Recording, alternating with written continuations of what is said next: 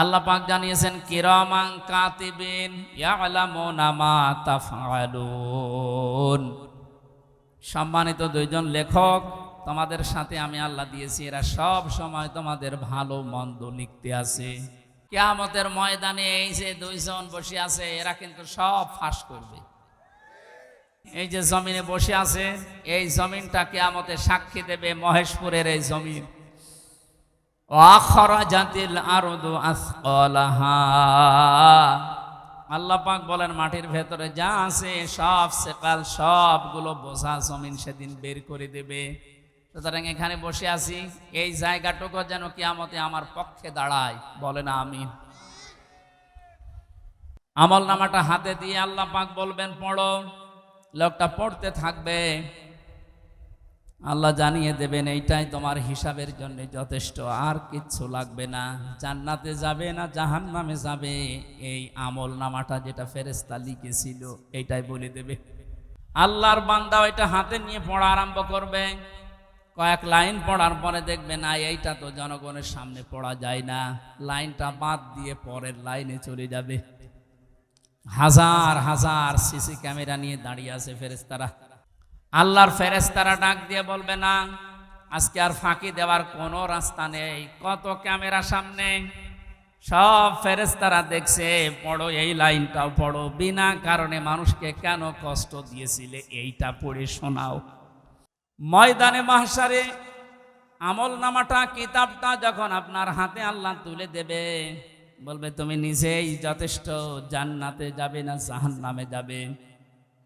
আমি আমার ঈমান থেকে কথা বলছি, কারো দিকে না তাকিয়ে আবার নিজের দিকে আয়াতের সাথে মিলিয়ে বলেন তো, এখনই যদি মারা যান আর এই বইটা যদি আপনার সামনে তুলে ধরে বলে, বল হামজা তুই এইটা পড়ে যা, জান্নাতে যাবি না জাহান্নামে যাবি।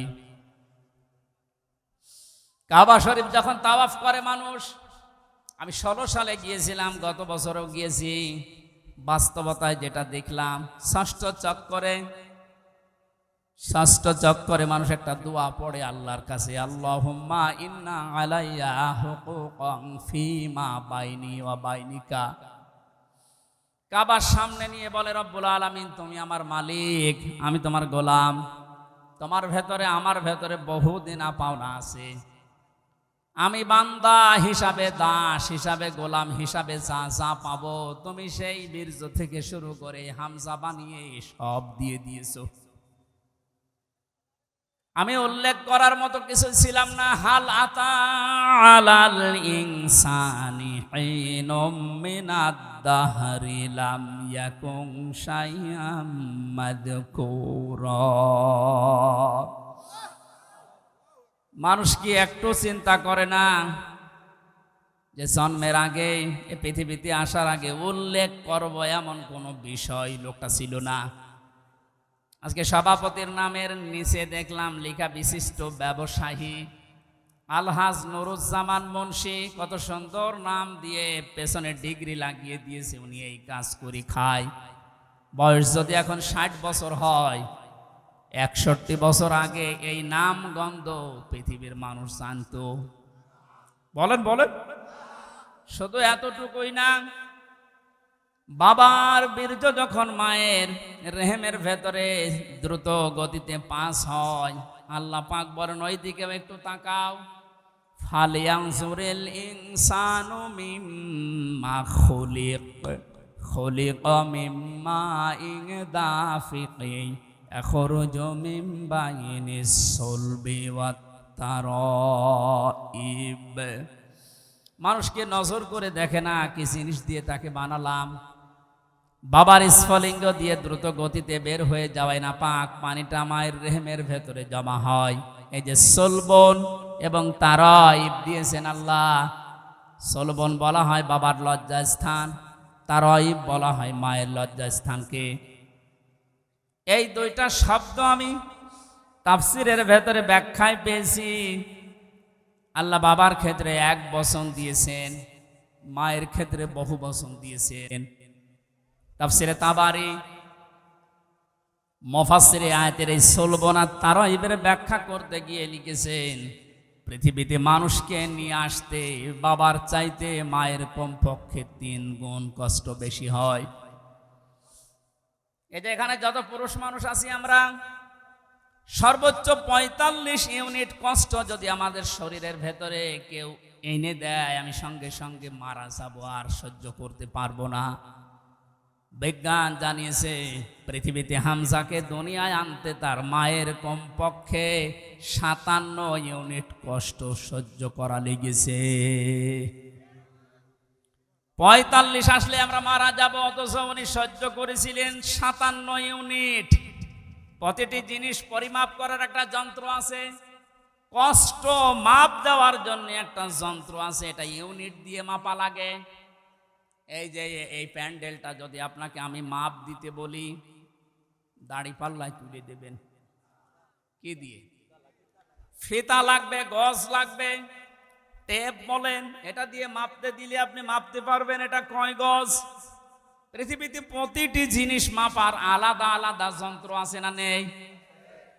কষ্ট মাপার জন্য 45 থেকে 57 আপনি হিসাব করেন। এতগুলো কষ্ট সহ্য করার পরেও শুধু শেষ করেননি। সূরা হাক্কাত 15, 16, 17, 18 এই আয়াতগুলোর তাফসিরে পেয়েছি, হামালাতুহু উম্মুহু কুরহা ওয়া ওয়াদাআতুহু কুরহা ওয়া হামলুহু ওয়া ফিসালুহু 30 শাহরা ইলা আখির আয়াত। আল্লাহ পাক বলেন, তোর মা তোকে কষ্টের পরে কষ্ট সহ্য করে পেটে বহন করেছে, শুধু এতটুকু শেষ করেনি, ডেলিভারির যে কষ্টটা এটাও সহ্য করেছে, এতটুকুও শেষ করেনি, 2 থেকে 2.5 বছর পর্যন্ত বুকের দুধ খাওয়িয়েছে। কোন মানুষ যদি এই পৃথিবীতে বলে মায়ের কষ্ট ঋণ আমি শোধ করে দেব, বিশ্বনবী জানিয়েছেন জন্মের পরে যে 1 ফোঁটা দুধ তোমার মুখে মা দিয়েছিল, ওই ঋণটাও কিয়ামত পর্যন্ত শোধ হবে না। মায়ের এই কষ্টের কথা শোনার পরে যে মানুষগুলোর ভেতরে আবেগ আপ্লুত হয়ে মায়ের কথা মনে হচ্ছে যে এই কষ্ট সহ্য করেছে আমার মা, অবশ্যই তাদের উচিত হবে আল্লাহর ইবাদতের পরে মা বাবার দিকে খেয়াল করা, তাদের খেদমত করা। কোরআনে কারীম জানিয়েছে, ওয়াকাদা রাব্বুকা আল্লা তা'বুদু ইল্লা ইয়্যাহু ওয়া বিল ওয়ালিদাইনি ইহসানা। এদিকে তাকান। আল্লাহ আদেশ দিচ্ছেন, আমি রায় দিয়ে দিলাম। রায় দিচ্ছেন কে? আমি রায় দিয়ে দিলাম, লিখে দিলাম। এই যে কযা মানে ফয়সালা করে দেওয়া, রায় দেওয়া, লিখে দেওয়া, সিদ্ধান্ত জানানো। আমি আল্লাহ সিদ্ধান্ত নিয়েই ফেলেছি, রায় দিয়ে দিয়েছি যে আমার ইবাদতের পরে আর কারো ইবাদত করা যাবে না, আর মা বাবার খেদমত করা লাগবে, তাদের পেছনে খরচ করা লাগবে। মহেশপুরবাসী এখানে একটা শিক্ষা পেয়েছি আমি, আল্লাহর ইবাদত করা, আল্লাহর আইন মানা নফল না ফরজ? আরো জোরে বলেন। মা বাবার আইন মানা,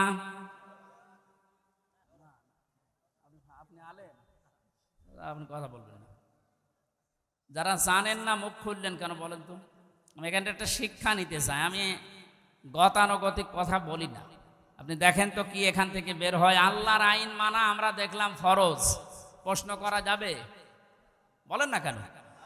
আল্লাহর আইন আপনার বুঝে আসুক বা না আসুক, এটাই ফাইনাল, কোনো প্রশ্ন। আল্লাহর আইন মানা কি? সবাই মুখ খোলেন তো কি? মা বাবার আইন মানা ফরজ না। এই যে মাঝখানে ওয়া আছে, মা বাবার আইন মানা ওয়াজিব না, ফরজ না, ওয়াজিব না। মা বাবার খেদমত করা ফরজ, আইন মানা শুধুমাত্র আল্লাহর ফরজ। কার? আরো জোরে বলেন। আর আল্লাহর পরে রসুলকে আল্লাহ শরীয়ত প্রণেতা বানিয়েছেন, শারে, এজন্য উনি যে নিয়ম নীতিগুলো দিয়েছেন ওইগুলো ফরজ। মা বাবার আইন মানা ফরজ নয়, তাদের সেবা করা, খেদমত করা, টাকা পয়সা তাদের পেছনে খরচ করা কি? বলেন না কেন? কেন ফরজ কেন? আল্লাহ রাব্বুল আলামিন দলিল দিচ্ছেন, আখফিদ লাহুমা জানাহা যুল্লি মিনার রাহমা। এদিকে তাকান। এটা আলেম না? এটা শব্দটা আছে অখফেজ, খবসন মানে ডাউন করা, এরপরে ফল করা। খবসন মানে কি?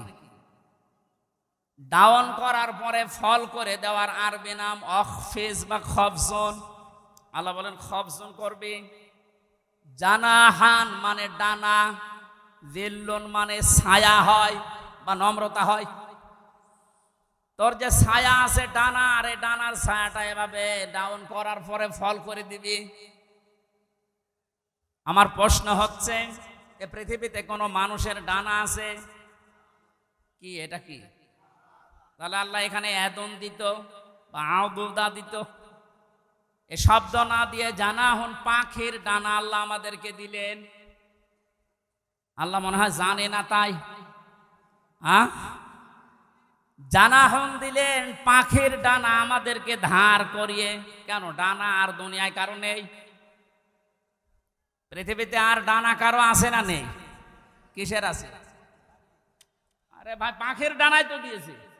পাখি বাদ দিয়ে পৃথিবীতে আর কারো ডানা নেই? আছে, এরোপ্লেনের ডানা আছে, হেলিকপ্টারের ডানা নেই।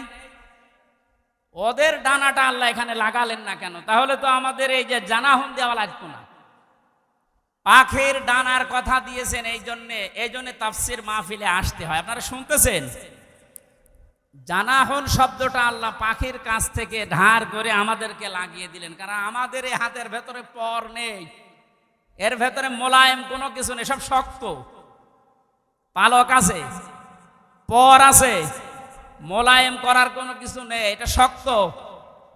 কিন্তু পাখির ডানার ভেতরে পর আছে, পালক আছে, একটার পরে আর একটা যখন লাগিয়ে দেয় সফট হয়ে যায়, কোমল নরম তুলতুলি হয়ে যায়। আল্লাহ এতটুকু শেষ করেন, জানাহাদুল্লি মিনার রহমা দিয়েছে। যে পাখির ডানাটা শুধু ডানা এভাবে ডাউন করে না, ও যখন ডাউন করার পরে ফল করে দেয়, ওর নিচে পাখির বাচ্চাগুলো যাবার পর একটা কিচির মিচির আওয়াজ দেয়। বাংলাতে এটা বলে অনির্বচন সুখ। কি বলে?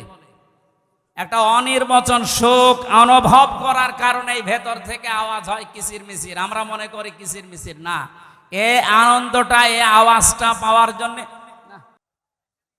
আল্লাহ রাব্বুল আলামিন পাখির ডানাটা এই জন্যই দিয়েছেন মানুষকে বোঝাতে। পৃথিবীর বান্দা বান্দিরা, তোমার মার বাবা যখন শেষ বয়সে চলে যাবে, তারা যেন তোমার এই পাখির ডানার মতো হাতের যে ছায়া, এর নিচে পড়ার পরে যেন একটা আনন্দ অনুভব করে যে আমার হামজা থাকতে অন্তত আমার আর কোনো চিন্তা নেই।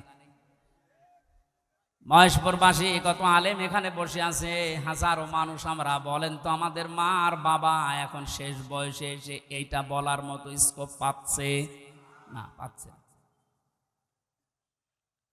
আল্লাহ রাব্বুল আলামিন মায়ের কথা 3 বার দেওয়ার জন্য তারাইব বহু বচন দিলেন, আর বাবার কথা 1 বার দিয়েছেন।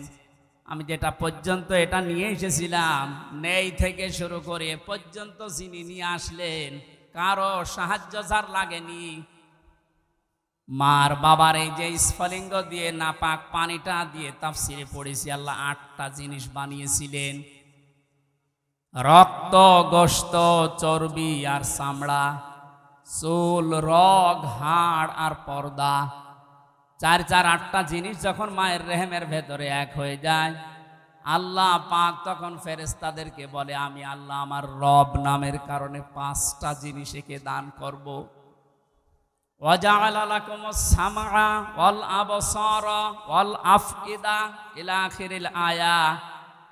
সূরা নাহলের 78 নম্বর আয়াতের মাঝের অংশে আল্লাহ জানিয়েছেন, শ্রবণ শক্তি, দর্শন শক্তি, বাক শক্তি, আকেল শক্তি আর ঘ্রাণ শক্তি, এই 5টা আমি আল্লাহ নিজে তাকে দান করেছি। একটাও যদি কম দিতাম, দুনিয়ায় আসতো ওই লোকটা কিন্তু অপূর্ণাঙ্গ হয়ে। এখানে অনেকাংশ মানুষ, আমরা সব পূর্ণাঙ্গ মানুষ। কয়েকজন হয়তো আছে বিকলাঙ্গ, অন্ধ, ন্যাংড়া, কিন্তু হাজারো মানুষ আমরা সব পূর্ণাঙ্গ মানুষ। আল্লাহ নিজের পক্ষ থেকে একটাও যদি কম দিত, তো কি অবস্থা হতো সারা জীবন, আপনি ভাবেন। আল্লাহ পাক এই জন্যই জানিয়েছেন, হে পৃথিবীর মানুষেরা, নেই থেকে শুরু করে উল্লেখ করার মতো একটা জায়গায় তোরে নিয়ে আসলাম, এরপরও আমার সাথে তোর নাফরমানি কমে না। কাইফা তাকফুরুনা বিল্লাহি ওয়া কুনতুম আমওয়াতান ইলা আখির আয়াত। বালাগাত মান্তিক যারা পড়ায় বা জানে, কাইফা শব্দটা 11টা বিষয়ের আগে আল্লাহ ব্যবহার করেন। কাইফা শব্দের প্রথম ব্যবহার হচ্ছে মান্তিকের কায়দায়। আল্লাহরও বিশ্বাস হতে চায় না এমন জায়গাকে আল্লাহ কাইফা দিয়ে শুরু করেন। এটা এতক্ষণ যেটা বলছিলাম, বীর্য থেকে শুরু করে এ পর্যন্ত আনার পেছনে কারো কোনো অবদান নেই। মার বাবা শুধু এক বিছানায় ছিল, এতটুকু তাদের কাজ। বাকি যা করার বলেন তো কে করেছে? এই মানুষ এখান থেকে হামজা পর্যন্ত হবার পরে যখন নাফরমানি করে, তখন আল্লাহ কাইফা শব্দ দিয়ে শুরু করেছে যে কি করে নাফরমানি করে আমারও বিশ্বাস হয় না। কাবার গেলাপ ধরে মানুষ কিন্তু ষষ্ঠ চক্করে এইটাই বলে এসেছি আমরা, রব্বুল আলামিন আমি তোমার গোলাম হিসাবে, বান্দা হিসাবে বহু কিছু আমাকে তুমি দিয়েছো, ওই যে বীর্য থেকে পর্যন্ত। কিন্তু তুমি আমার মালিক হিসাবে আমার তো কিছু দেওয়া দরকার, আমি তো কিছুই তোমার আজ পর্যন্ত দিতে পারলাম না। তবে একটা জিনিস আমার আছে পুঁজি, তোমার ওই রহমান, ওই গফফার, ওই গফর নামের খাতিরে এই কাবা সামনে নিয়ে বলছি আমারে মাফ করে দাও। এই জন্য যারা তাওবা করার জন্য এখনো রাজি হননি, এখনো পর্যন্ত শয়তানের ধোকায় পড়ে আছেন, সুযোগ আছে, আপনারা আশা করছি ফিরে আসবেন। আল্লাহ রাব্বুল আলামিন এই যে রাত 12টার পরে তাহাজ্জুদের সময়ে প্রথম আসমানে এসে আপনাদের মতো আমাদের মতো মানুষকে ডাক দিয়ে বলবা আসো ক্ষমা চাও, ভুল করে ফেলেছো ক্ষমা চাও। আমরা যেন ক্ষমা চেয়ে নিজের জীবনটাকে মুহাম্মদুর রাসূলুল্লাহর উম্মতে পরিণত করতে পারি, বলেন আমিন। মহেশপুরবাসী বান্দা যখন এটা পড়তে পড়তে কিছুক্ষণ যাবার পরে দেখবে না লজ্জা লাগে, পড়ার মতো না, আল্লাহ পাক বলবেন না পড়া লাগবে। আমার তো ওই দিবসের কথা মনে হয়ে এখন আফসোস হচ্ছে, আল্লাহ আমি কি সত্যি পড়তে পারবো? যদি আল্লাহ বলে প্রথম তারিখ পর্যন্ত তোরে মাফ করে দিলাম, সা তোর কোনো হিসাব নেই, শুধুমাত্র এই যে 17 তারিখ আজকে, এই 17 দিনের হিসাব দিয়ে জান্নাতে চলে যা। যত মানুষ এখানে আপনারা আছেন বুকে হাত দিয়ে বলেন তো 17 দিনের হিসাব এখনো জোগাড় করা সম্ভব হয়নি। অথচ যে হাদিস পড়েছিলাম, নবীজি বলেন মা তাজালু কদামা বানি আদম আবদি ইয়াউমাল কিয়ামাতি হাত্তা ইসালান খামসিন। কিয়ামতের এই কঠিন ময়দানে প্রতিটি মানুষকে আল্লাহ তার নিজের সামনে দাঁড় করাবেন। প্রত্যেককেই 5টা করে প্রশ্নের উত্তর জিজ্ঞাসা করবে। 5টা প্রশ্নের সঠিক জবাব দেওয়া ছাড়া কেউ সামনেও যেতে পারবে না, পেছনেও যেতে পারবে না, জায়গায় দাঁড়িয়ে থাকবে। শুধু মাইক ফাটিয়ে টেবিল ফাটিয়ে ফেলেন না, নিজের সাথে মিলান তো। জালেমদের কথা তো বাদই দিলাম, আমরা যারা মজলুম আছি তারা নিজেদের দিকে এই 5টা বিষয় একটু মিলাই। গোজামিল দিয়ে উত্তর দিলে হবে না, নকল করে গোপালগঞ্জের মতো পাশ করে চাকরি পেলে হচ্ছে না। আমরা A+ পাওয়ার পরও আমাদেরকে দেয় না, আর ওরা 2.5 পেয়ে চাকরি পেয়ে যাচ্ছে। কত দুর্নীতি হয়েছে আপনি টের পাচ্ছেন। বাস্তবতায় মিলিয়েছেন আপনি একবারও যে এই লোকটা নিজে আল্লাহর সামনে দাঁড়িয়ে আছে? আপনি নিজে মনে করেন দাঁড়িয়ে যখন আছে, আল্লাহ জিজ্ঞাসা করছেন হামজা বলো তো দেখি, একটা জীবন দিয়েছিলাম 60 বছরের, এই 60 বছরে কি করলে? জবাব সঠিকটা দাও। 2 নম্বরের বিষয় আল্লাহ দিয়েছেন যুবকদের বিষয়, এবং সাবাবিহি ফিমা আবলা, একটা যৌবন কাল দিয়েছিলাম। 15 থেকে শুরু করে 45 বছরে যে বিশাল একটা যৌবন কাল, এটা কোন কোন কাজে লাগিয়েছে বলো? আর যেহেতু যুবকদের কারণে এ দেশটা স্বাধীন হয়ে গেল, এই যুবকগুলো নাই পার পেয়ে যাচ্ছে। আমরা যারা যুবক আছি এ স্বাধীন দেশে এখনো পর্যন্ত পরিবর্তন হচ্ছে না, কি জবাব দেব বলেন? আমার কিন্তু 60 বছরের ভেতরে যৌবন কালটা ছিল, আল্লাহ আলাদা করে যৌবনকালের কথা নবীজি বললেন কেন? এই কারণেই জানিয়েছে, কারণ যুবকদের দ্বারাই সব কিছু পরিবর্ধন করা সম্ভব, যেটা আমরা দেখতে পেলাম। কিয়ামতের ভয়াবহতার কথা আজকের তেলাওয়াতকৃত আয়াতগুলোতে ছিল। যেহেতু আমরা বলেছিলাম 1 ঘন্টা, এই জন্য খুব তাড়াতাড়ি করছি, সামারাইজ করছি। আল্লাহ রাব্বুল আলামিন সূরা হাক্কাত 52টা আয়াত দিয়েছেন। কিয়ামতের যে ভয়াবহ দৃশ্য, এগুলো আল্লাহ তুলে ধরেছেন প্রথম থেকে। পুরাটা তাফসীর করতে গেলে অনেক সময় লাগবে। সামনে আরো 2টা মাহফিলে এলাকায় আছে, আমরা ওখানে ধারাবাহিকভাবে বলবো ইনশাআল্লাহ। আজকে খুব কম সময় নিচ্ছি।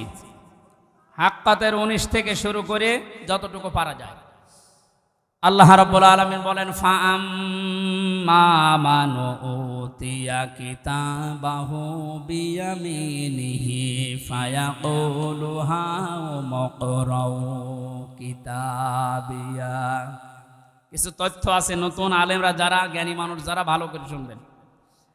আল্লাহ পাক বলেন, কিয়ামতের কঠিন ময়দানে যেদিন বিচার শুরু হবে, ফাকাইফা তাত্তাকুনা ইন কাফারতুম ইয়াওমা ইয়াজআলুল বিলদানা শিবা। এত কঠিন ভয়ঙ্কর সালসালা অবস্থা তৈরি করব, যুবক মানুষ বুড়ো হয়ে যাবে। ও বাংলার মুসলমানেরা, 8টা বছর যে লোকটা আয়না ঘরে ছিল, আজকে দেখতে পেলাম। এই যে ব্যারিস্টার আরমান, যুবক বয়সের যে ছবি, 8 বছরে তার অবস্থান কোথায় গিয়ে দাঁড়িয়েছে আপনি তাকান। তা তো 8টা বছর জুলুমের স্টিম রোলার চলার কারণে তার অবস্থা এখন এই। অথচ আল্লাহ জানিয়েছেন কিয়ামতে এমন ভয়াবহ অবস্থা তৈরি করব, দৃশ্য দেখেই মানুষ সঙ্গে সঙ্গে, যুবক মানুষ বুড়ো হয়ে যাবে।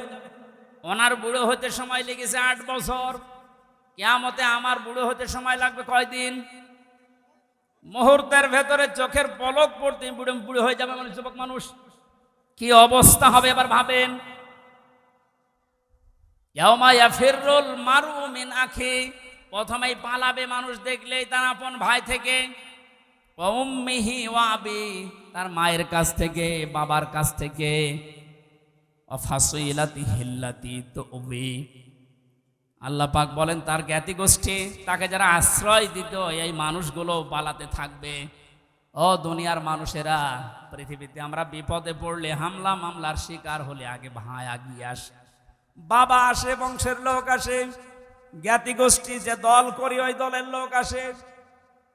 আল্লাহ পয়েন্ট আকারে ওগুলো আগে দিয়েছেন যে এইগুলো আগে পালাবে। একটা বারের জন্য আপনার বিবেকে নাড়া দেয় না যে এইগুলো যদি পালায়?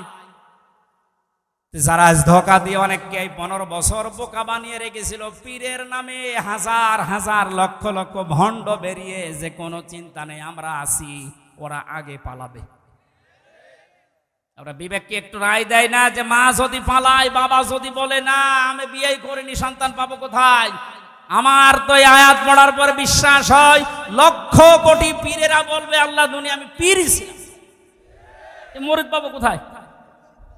এই জন্য কোন ভণ্ডের উপরে আশা আকাঙ্ক্ষা ভরসা না করে নিজের কাজের দিকে ভরসা করেন। আল্লাহ বলেন তোকে পড়তে দেব, পড়, ধরে আমল নামাটা পড়। ফায়াকুলু হাউমুকরাউ কিতাবিয়া ইন্নী যানানতু আন্নী মুলাকিন হিসাবিয়া। কিতাবটা হাতে নিয়ে পড়তে আরম্ভ করবে আর বলবে অবশ্যই আমি এটা বিশ্বাস করে চলতাম যে আমাকে একদিন আল্লাহর দরবারে এভাবে হিসাব দেওয়া লাগবে। শুধু এই আয়াতটাই মানুষের জীবন পরিবর্তন করে দিতে পারে। কষ্ট হচ্ছে আপনাদের? আয়াতটার তাফসিরে আমি তাবারিতে পড়েছি, খলিফাতুল মুসলিমিন হযরত ওমর রাদিয়াল্লাহু তাআলা আনহু তার সন্তানটাকে একবার ভর্তি করলেন মাদ্রাসায়। হোসাইন রাদিয়াল্লাহু তাআলা আনহু ওই সময় প্রধান বিচারপতি হযরত আলীর সন্তান, তিনিও মাদ্রাসায় পড়তে বলে কলম ফেলে দিচ্ছিলেন, দাও 3 বার তুলে দেওয়ার পরে প্রধান মন্ত্রীর ছেলে এজন্য একটু রাগ হয়ে গেছে, ডাক দিয়ে বলে কলম ফেলে দিতে বলো, বারবার আমারে তুলতে বলো, আমি খাদেম তোমার চাকর। হযরত হোসাইন বলে ফেলেছেন তুমি শুধু চাকর না, তুমি চাকরের বাচ্চা, খাদেমের বাচ্চা। খাদেম বাড়িতে যে আব্বাকে বলছে আব্বা আমি আর পড়বো না, কেন? আমাকে গালি দিয়েছে, ছোট করেছে আমার বন্ধুদের মাঝে, তুমি বিচার করো হোসাইনের। আজকে না, জমার দিন বিচার হবে। খুতবা দিচ্ছিলেন হযরত ওমর, ডাক দিয়ে বললেন, হোসাইন এখানে আসো। বলে, হ্যাঁ সামনে আসো। তুমি আমার এই সন্তানকে গালি দিয়েছ, খাদেমের বাচ্চা, খাদেম বলে অপমান করেছো। হযরতে হোসাইন বললেন, হ্যাঁ আমি বলেছি। তিনি বলেন, কেন বললেন? হযরতে হোসাইন ওখান থেকে দাঁড়িয়ে বলে, খলিফা বুকে হাত দিয়ে বলেন তো, আপনি কি আমার নানার খাদেম ছিলেন না?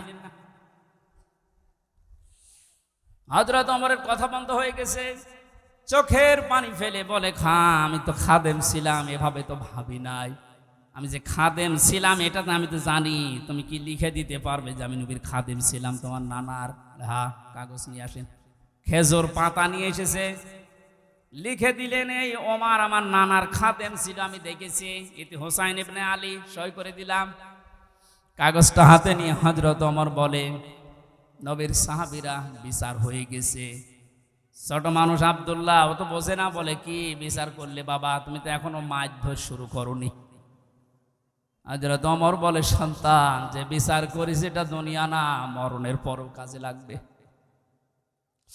আমি এমনি জনান্তু আন্নি মুলাকিন হিসাবিয়া, আমি বিশ্বাস করে দুনিয়ায় চলি যে আমাকে হিসাবের মুখোমুখি হওয়া লাগবে। আমি ওমর 26 বছর বয়সে মুসলমান হয়েছি। বাকি এই কয় বছর ইবাদত বন্দেগী চাই করলাম, হিসাব দিতে পারবো কিনা জানি না। মারা যাওয়ার পরে কাগজটা আমার কাফনের ভেতরে দিয়ে দিও। আল্লাহ যখন আমাকে তার সামনে তুলে ডাক দিয়ে বলবে, হিসাব দাও, জীবনে কিছুই যদি কবুল না হয়, এই কাগজটা আল্লাহকে দেখিয়ে বলবো, রব্বুল আলামিন, তুমি আমার জীবনের কিছু যদি পছন্দ না করো, তোমার ভালো না লাগে, কাগজটার দিকে তাকাও, তোমার নবীর নাতি লিখে দিয়েছে আমি নবীর খাদেম ছিলাম, এ ওসিলাই হলেও তুমি আমারে মাফ করে দাও। জবাব দেওয়া, হিসাব দেওয়া কিয়ামতের ময়দান, এটা তাদের কোন পর্যায়ে ছিল? তারা কি বিশ্বাস করত হিসাবিয়া? আর আমরা কোথায় আছি? আল্লাহ পাক বলেন, হিসাব বড় কঠিন জিনিস। এজন্য আমার নবী পর্যন্ত প্রতিদিন 100 বার করে দোয়া করতো, আল্লাহুম্মা ইন্না আলাইয়া হিসাবা ইয়াসিরা, হে আল্লাহ তুমি আর চাই করো, আমার হিসাবটা সহজ করে দিও। নবীজি মাঝে মাঝে বলতেন, সাহাবীরা, আল্লাহর দয়া ছাড়া হিসাব দিয়ে কেউ জান্নাতে যেতে পারবে না। সাহাবীরা বলেন, হুজুর আপনি? বিশ্বনবী বলেন, আমারও সম্ভব না আল্লাহর দয়া ছাড়া হিসাব দিয়ে জান্নাতে যাওয়া। ও বাংলার মুসলমানেরা, যারা আগে পেছনের সব অপরাধ আল্লাহ মাফ করে দিয়েছে, এই মানুষটা যদি 100 বার হিসাবের বিষয়ে চিন্তা করে 24 ঘন্টায়, আমাদের কতবার হিসাব আসা দরকার। যে হিসাবটা যত বেশি আসবে, এই দেশ থেকে দুর্নীতি তত বেশি পালাবে। আজ এক একটা মন্ত্রী, এক একটা নেতার ঘরে যত টাকা, যত স্বর্ণ পাওয়া যাচ্ছে, এর একটাই কারণ, এরা কোনোদিন বিশ্বাস করে না যে আর একটা জায়গা আছে যেখানে হিসাব দেওয়া লাগবে। এখন যারা দায়িত্বে আছেন, পরবর্তীতে যারা আসবেন, তারা 100 ভাগ বিশ্বাস করে ওই জায়গাগুলোতে যাবেন যে আমি আর চাই করি, আমাকে কিন্তু হিসাবের মুখোমুখি হওয়া লাগবে। বাংলার দুদক না, বাংলার বিচারপতি না, আমার যে নিয়ালাই সাল্লাহু বিআহকামিল হাকিমিন, সব চাইতে বড় বিচারপতি যিনি, ওনার সামনে আমার হিসাব দেওয়া লাগবে। কথা বলেন ঠিক কিনা? আমি হামজা সহ যত মানুষ এখানে বসে আছি, প্রত্যেককেই যেন এই আয়াতটা নিজের সাথে মিলিয়ে আল্লাহ আমাদের হিসাব যেন সহজ করে দেন। বলেন আমিন। ফাওয়া ফি ঈশাতির রাদিয়া, এই লোকটাকে আল্লাহ সন্তোষজনক জীবন দান করবেন। এদিকে তাকান এবার। যে তথ্যটা বলার জন্য এতক্ষণ পর্যন্ত এদিকে ওদিকে আমি ছড়িয়েছিলাম, এইবার সে পর্যন্ত এসেছি, আলেমদেরকে বলছি, ফাওয়া ফি ঈশাতির রাদিয়া, আল্লাহ পাক বলেন তাকে সন্তোষজনক জীবন দান করব। সন্তোষজনক জীবন কি?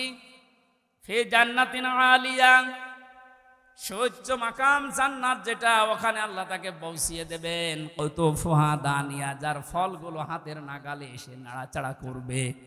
কুলু আশরাবু হানিয়াম বিমা আসলাফতুম ফিল আইয়ামিল খালিয়া, আল্লাহর পক্ষ থেকে ঘোষণা আসবে, খাও, পান করো, মন মতো খাও। কারণ এই খাবারগুলো তোমাদেরকে জালেমরা দুনিয়ায় খেতে দেয়নি, এরকম আরামে জালেমরা থাকতে দেয়নি। 15 বছর অনেকে এই বাংলাদেশে নিজের স্ত্রীর কাছে রাখতে পারে নাই, নিজের ঘরে মাথা দিয়ে ঘুমাবে পারে নাই। এই কথা বলে না কেন? আম বাগানে, বাঁশ বাগানে, এমনকি ধানের ক্ষেতের ভেতরে মশারি টাঙিয়ে 15 বছর কাটিয়েছে এমন মানুষ ওই দেশে আছে। আল্লাহ পাক যেন তাদেরকে হাত ধরে ধরে বলছে, কুলু ওয়াশরাবু হানিয়া বিমা আসলাফতুম ফিল আইয়ামিল খালিয়া। এতদিন যা খেতে পারোনি এখন মন মতো খাও। আমার মনে হয় সেই সময় আমাদের সামনে এসে গেছে। আল্লাহ যেন আমাদের আয়াতটা জীবনের সাথে মিলিয়ে দেন, বলেন আমিন। সন্তোষজনক এই জীবনে যাবার আগে যে বিষয়গুলো আল্লাহ সামনে নিয়ে এসেছিলেন তার 1 নম্বরে ফাআম্মা মান সাকুলাত মাওয়াজিনুহু ফাহুয়া ফি ঈশাতির রাদিয়া। মানুষকে আল্লাহ মাপ দেবেন মিজানের পাল্লায়। কিসের পাল্লায়? জবান খোলেন। মিজান মানে না, না, মিজান মানে মানদণ্ড। মিজানের পাল্লায় আল্লাহ মাপ দেবেন মানে মানদণ্ড সামনে নিয়ে আসবেন। হাইকোর্টের সামনে দেখেন একটা দাড়ি পাল্লা দেওয়া আছে, এ দাড়ি পাল্লায় ওজন দেয় কি? ওটা ন্যায় বিচারের মানদণ্ড। সরকারে দেশের মানুষকে বোঝাতে চায় সারা দেশে অবিচার হতে পারে, হাইকোর্টে আসলে দাড়ি পাল্লার মতো ন্যায় বিচার বাবা। দুইটাই সমান না, একটাকে একটু এদিক ওদিকে আছে, একেবারে সমান সমান দেখবেন।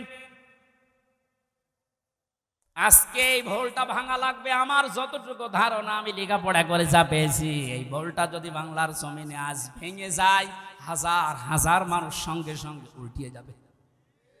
দেখেন তো আপনি মেলাতে পারেন কিনা। আমি প্রথমে যে উদাহরণ দিকে 2টা জিনিসের নাম বলেছিলাম, প্রতিটি জিনিস পরিমাপ করার জন্য আলাদা আলাদা জিনিস পাওয়া যায়। আমি গত 7 দিন 8 দিন ছিলাম মালয়েশিয়া, সিঙ্গাপুর, ওইদিকে থাইল্যান্ডের। ওখানে যে আলোচনার বিষয়গুলো সাবজেক্ট আকারে দিয়েছিল তার ভেতরে এই মাওয়াজিন ছিল। বলে মাওয়াজিনের অর্থ আপনি বের করেন তো, একটা একটা করে 99টা অর্থ আমি আবিধান থেকে বের করেছি। এক একটা শব্দের ব্যাখ্যা করার জন্য আমার আলাদা আলাদা সময় দিয়েছি, কারণ ওই দেশে অনেক বড় বড় শিক্ষিত মানুষ স্টেজে থাকে, মসজিদের ভেতরে অথবা অডিটোরিয়ামে হয়। এখান থেকে আমি যেটা নিতে পেরেছি, এই যে মাওয়াজিনুহু দিলেন, মিজানের পাল্লার এই মাপটা যদি আপনি পরিষ্কার করতে না পারেন, ক্লিয়ার হতে না পারেন, আপনার অপরাধ প্রবণ জীবন থামবে না। প্রতিটি জিনিস পরিমাপ করার জন্য একটা উদাহরণ দিয়েছিলাম, এটা পরিমাপ করার জন্য ফিতা লাগে। চাউল পরিমাপ করার জন্য বাটখারা লাগে। কি লাগে বলেন বলেন? তেল পরিমাপ করার জন্য লিটার লাগে, সিসি লাগে। কেউ যদি এখন তেল মাপ করার জন্য ফিতা দেয়, মাপতে পারবে? এইটা মাপ করার জন্য দাড়ি পাল্লা দেয়, মাপতে পারবে? তাহলে প্রতিটি জিনিস মাপ করার জন্য আলাদা আলাদা যন্ত্র পাওয়া যায়। কিয়ামতে আল্লাহ ফাহুয়া ফি ঈশাতির রাদিয়া, সন্তোষজনক জীবনে আপনার পৌঁছে দেবে। এখানে যাবার আগে একটা কাজ যে করবে, মাপ। কি মাপ? মানে পরিমাপ। এই যে মিজানের পাল্লা বলছেন আপনি, মানদণ্ডে আল্লাহ মাপ দেবেন। আবার বলছে ভালো করে শুনবেন, গীবত করবেন না কিন্তু বাইরে যে। প্রতিটি জিনিস যদি পরিমাপ করার জন্য আলাদা আলাদা যন্ত্র থাকে, কিয়ামতের দিন আল্লাহ মিজানের পাল্লায় মাপ দেবে কি? আমল। আমল কি মাপ দেবে? বলেন বলেন? আমল মানে কাজ, আমল মানে আরো জোরে বলেন। কাজ মাপার জন্য দাড়ি পাল্লা লাগে, ফিতা লাগে, লিটার লাগে। কি লাগে?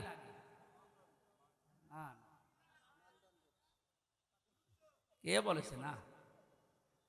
কি ছাত্র ক্লাস করাচ্ছে আল্লাহ জানে। এটার জন্য তো আসতে হয়। মাপ দেওয়ার জন্য এই পৃথিবীতে গুরুত্ব লাগে। কাজ যদি কেউ মাপতে চায় যে আমি কাজ মাপবো, কেজি দিয়ে মাপা যাবে যে কয় কেজি কাজ। আপনি কি ধরনের বিশ্বাস করেন কিয়ামতে আল্লাহ এইদিকে আমল তুলে দেবে আর এদিকে বদ আমল? আমল মানে কাজ, কাজ কি 5 কেজি হয়? কি বুঝেছেন এতদিন? আল্লাহ মাপ দেবে কি? আমল। আমল এটা ক্লাস চলছে, জবাব দেন তো ছাত্রের মতো। আমল মানে বাংলায়, আমল মানে বাংলায়, আবার বলেন আমল মানে বাংলায়, আরবিতে আমল, আরবিতে, ইংরেজিতে ওয়ার্ক। জিনিস সবই এক, জিনিস সবই কি? এ মাথায় যেটা আছে এটার এই দেশের নাম চুল। আপনি পাকিস্তানে যে চুল কেটে দেন কিয়ামতের আগে কাটবে না। তো জিনিস তো একই, নাম বিভিন্ন দেশে বিভিন্ন জিনিস, নাম এক না? জিনিস কি এক না দুই? আমল, ওয়ার্ক, কাজ সব এক। সাধারণ জ্ঞানে আমরা বুঝলাম যেটা মাফ করার জন্য দাড়ি পাল্লা, এই সিসি লিটার কেজি লাগে না, এটা মাপতে হলে গুরুত্ব লাগে। কাজ মাপতে হয় গুরুত্বের ভিত্তিতে। কিসের? এখন গুরুত্বের ভিত্তিতে আমল যদি, কাজ যদি, ওয়ার্ক যদি মাপতে হয়, এই পৃথিবীতে সবচাইতে গুরুত্বপূর্ণ কাজ আল্লাহর দৃষ্টিতে ফরজ। বলেন না কেন? এরপরে ওয়াজিব, এরপরে সুন্নাত, এরপরে নফল, এরপরে মুস্তাহাব, এরপরে মুবাহ। সিরিয়াল আকারে ধরেন। আপনি সারা জীবন মুবাহ, সুন্নাত, মুস্তাহাব হাজার হাজার করেছেন, নফল, কিন্তু ফরজ ওয়াজিব করেননি। আপনার গুরুত্ব থাকবে কাজের? বলেন। এই স্টেজের গুরুত্ব কি? এই যে সামিয়ানা আর এই খুঁটি, এই দুইটা আসল জিনিস। এর ভেতরে আরো অনেক অন্য জিনিসও আছে, না দিলেও অসুবিধা নেই। এই যে লাইট যদি না দেন স্টেজ থাকবে না, এই টেবিলটা না দিলে থাকবে না, এটা না দিলে বিউটিফাই হবে না। কিন্তু স্টেজ তো মানুষ বলবে যে সামিয়ানা আছে, খুঁটি আছে। আপনার জীবনে ফরজ কাজ 500। কয়টা? আপনি কোরআন পড়েন, 500 শরীয়তের বিধান পাবেন। 499টা আপনি করেছেন, একটা করেননি, আপনার পুরা জীবনের সব আল্লাহ বাতিল করে দেবে। এটা বাতিল যে করিয়ে দেবে কোথায় পেলেন? বলেন। আমি বেশি সময় নিয়ে ফেলছি, আর 5-7 মিনিট থাকবেন না?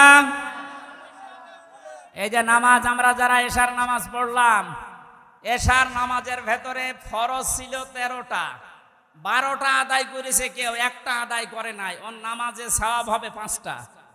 কি? 0, 0, কিচ্ছু হবে না। এটা যেমন সহজে বুঝেছেন, কোরআনে কারিমে আল্লাহ 500 আয়াত শরীয়তের বিধান ফরজ এটা দিয়েছে। 499টা মেনেছেন, একটা মানেননি, আপনার জীবনে সওয়াব হবে 0, 0, কাজের কোনো গুরুত্ব নেই। কিয়ামতে আল্লাহ যখন মাপবে একেবারে 0 হয়ে যাবে। এই পাল্লাটা ভারী হয়ে যাবে। আমি আশা করি বোঝাতে পেরেছি। এই জন্য জীবনে ফরজ যেন না বাদ যায়। কথা বুঝেছেন? নামাজ পড়া যেমন ফরজ, রোজা রাখা ফরজ, হজ করা ফরজ, সম্পদ থাকলে যাকাত দেওয়া ফরজ, দিন কায়েম করার চেষ্টা করা কি? এইটাকে কেউ যদি রাজনীতি, দুনিয়ার কাজ মনে করে এড়িয়ে যায়, কিয়ামতে ওকে যখন আল্লাহ মাপ দেবে, কাজের গুরুত্বের ভিত্তিতে কিচ্ছু পাওয়া যাচ্ছে না। 12টা ফরজ আদায় করে একটা আদায় না করলে যেমন 0 হয়, কোনো সওয়াব হয় না। আশা করছি কথার অর্থ আপনি বুঝেছেন। এখন না বোঝার ভান করে আছে। আমার মনে হয় আপনাকে ঝড়ে কোদাল দিলেও আর আপনি বসবেন না। যা বোঝার আপনি বুঝেছেন। এখন আপনি এই পর্যন্ত আমরা যা পড়েছিলাম 25 নম্বর আয়াত সূরা হাক্কাতের। 26 থেকে আলোচনা হবে সামান্তা মাদ্রাসায়। কয় তারিখে যেন ওইটা? যাদবপুর বাজারে কলেজ ময়দানে, ওখানে এই 26 আয়াত থেকে শুরু করবো। এই প্রচন্ড গরমে আর মানুষের চাপ আমি শেষ করে দিলাম। বারাকাল্লাহু লানা ওয়া লাকুম ফিল কোরআনিল আযীম। আল্লাহুম্মা আমিন।